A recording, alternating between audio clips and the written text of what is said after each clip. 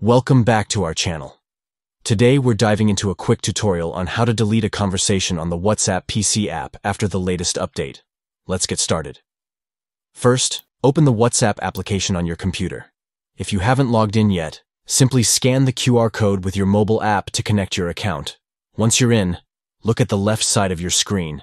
You'll see a list of your conversations. Scroll through and find the chat you want to delete. It shouldn't take long if you know the person's name or group.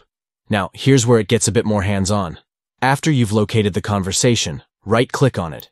This action will bring up a menu with several options. From this list, select Delete.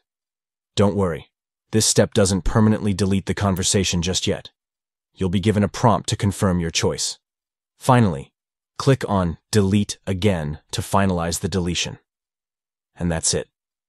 You've successfully removed the conversation from your WhatsApp on the PC app.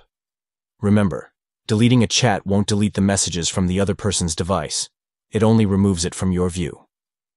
If you ever need to access the chat again, you can always start a new conversation. Thanks for watching. If you found this video helpful, don't forget to like and subscribe for more tips and tricks on using your favorite apps. See you next time.